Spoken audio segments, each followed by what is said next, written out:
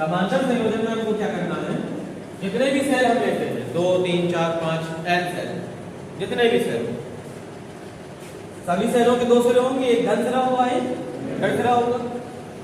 एक सेल बनाते हैं, ये प्रतिरोध हो गया, दूसरा सेल ये हो गया, और जितने सेल जोड़ना चाहो। अब इनको हमें करना क्या है कि सभी सेलों के धन सिरों को परिपथ के एक बिंदु से जोड़ देना है। ये परिपथ का कोई बिंदु है, इस सेलों को समांतर संयोजन में प्रत्येक सेल के धन सिरे को परिपथ के एक बिंदु से जोड़ दिया और ऋण सिरों को परिपथ के दूसरे बिंदु से जोड़ दिया। फिलहाल अभी यही माना हमने कि प्रत्येक सेल का विद्युत वाहक बल कैपिटल ई है, आंतरिक प्रतिरोध स्मॉल r है, बाह्य प्रतिरोध कैपिटल R है, कुंजी K है। अब अगर ये सब समांतर क्रम में है आंतरिक प्रतिरोध, तो परिपथ का कुल आंतरिक प्रतिरोध कितना होगा भाई? परिपथ की विद्युत वाहक बल तो कैपिटल ई ही होगा, क्योंकि ये समांतर क्रम है। समांतर क्रम में प्रत्येक के सिरों के मध्य विद्युत वाहक बल कैपिटल ई ही रहेगा, तो पूरे परिपथ का भी विद्युत वाहक बल कैपिटल ई हो गया। कुल विद्युत वाहक बल ये कैपिटल ई हो गया। अब कुल आंतरिक प्रतिरोध चाहिए हमको, कुल आंतरिक प्रतिरोध। मान लीजिए सर कुल आंतरिक प्रतिरोध R डैश है, तो सबका जोड़ेंगे तो 1/r plus 1/r plus dot dot dot कहां तक n पर। कितने सेल जोड़े हैं हमने माना है n सेल, तो ये रिजल्ट निकल करके आएगा n/r।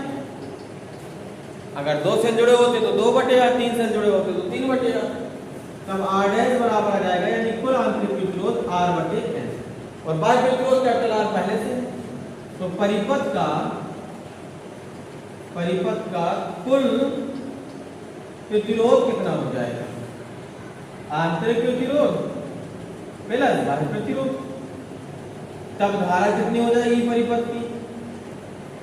धारा आप जानते हैं I बराबर कुल विद्युत वाहक बल बटे कुल प्रतिरोध R/n प्लस R। अब यहाँ अगर हम n भरकम लेते हैं तो ये चला जाएगा ऊपर और यहाँ बन जाएगा R प्लस nr, मतलब ये आई आपके पास में धारा NE बटे R plus n capital R। अब यहाँ से कंडीशन देखते हैं कि कंडीशन क्या बनती है। नंबर 1, अगर मान लीजिए कि आंतरिक प्रतिरोध बहुत छोटा है, आंतरिक प्रतिरोध सेलों का कम है, तब तरफ स्मॉल r छोड़ देंगे तो I बराबर हमारे पास में आएगा NE बटे स्मॉल r छोड़ दिया nr, n से कैंसिल E बटे r। इसका अर्थ ये हुआ कि अगर आंतरिक प्रतिरोध कम है, बाह्य प्रतिरोध अधिक है, तो सेलों को समांतर क्रम में लगाने से कोई फायदा नहीं है।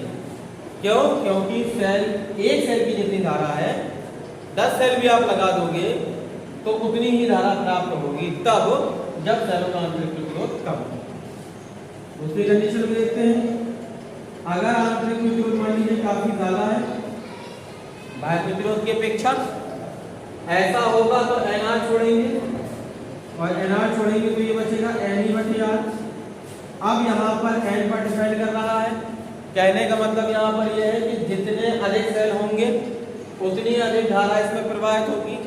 तो मतलब ये निकला कि जब आंतरिक प्रतिरोध अधिक हो तब अधिक धारा प्राप्त करने के लिए सेलों को समांतर क्रम में जोड़ना चाहिए, और जब आंतरिक प्रतिरोध कम हो तब अधिक धारा प्राप्त करने के लिए सेलों को श्रेणी क्रम में जोड़ना चाहिए। बात क्लियर है? कोई दिक्कत?